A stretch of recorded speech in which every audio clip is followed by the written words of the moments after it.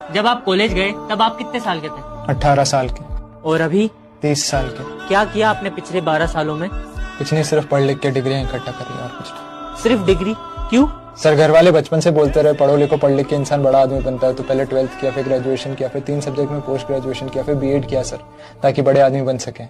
Sir, पूरी जिंदगी पढ़ाई में ही लगे रहे सर। और अभी क्या हालात है? सर, अब पता चल रहा है कि इस देश में नौकरियां ही नहीं है। लोग सस्ते के चक्कर में ग्रेजुएट 12th पास बच्चों तक को नौकरी पे रख रहे हैं सर। अब घर वाले क्या बोलते हैं? सर, घर वालों से बात नहीं होती सर। 2 साल से घर नहीं गए, और तो रिश्तेदार और भी इज्जत नहीं करते सर। सर, आप खुद ही बताइए हम करें क्या।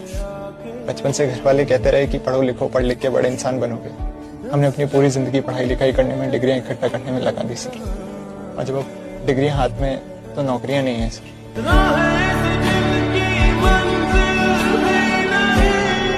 जब आप कॉलेज गए तब आप कितने साल के थे? 18 साल के।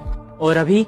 30 साल के। क्या किया आपने पिछले 12 सालों में? कुछ नहीं, सिर्फ पढ़ लिख के डिग्रियां इकट्ठा करी और कुछ नहीं। सिर्फ डिग्री? क्यों? सर, घर वाले बचपन से बोलते रहे पढ़ो लिखो, पढ़ लिख के इंसान बड़ा आदमी बनता है। तो पहले 12th किया, फिर ग्रेजुएशन किया, फिर 3 सब्जेक्ट में पोस्ट ग्रेजुएशन किया, फिर बीएड किया सर, ताकि बड़े आदमी बन सके। सर, पूरी जिंदगी पढ़ाई में ही लगे रहे सर। और अभी क्या हालात है? सर, अब पता चल रहा है कि इस देश में नौकरियां ही नहीं है। लोग सस्ते के चक्कर में ग्रेजुएट 12th पास बच्चों तक को नौकरी पे रख रहे हैं सर। अब घर वाले क्या बोलते हैं? सर, घर वालों से बात नहीं होती सर। 2 साल से घर नहीं गए, और तो रिश्तेदार और भी इज्जत नहीं करते सर। सर, आप खुद ही बताइए हम करें क्या। बचपन से घर वाले कहते रहे कि पढ़ो लिखो, पढ़ लिख के बड़े इंसान बनोगे। हमने अपनी पूरी जिंदगी पढ़ाई लिखाई करने में, डिग्रियां इकट्ठा करने में लगा दी सर। और जब अब डिग्रियां हाथ में, तो नौकरियां नहीं है सर।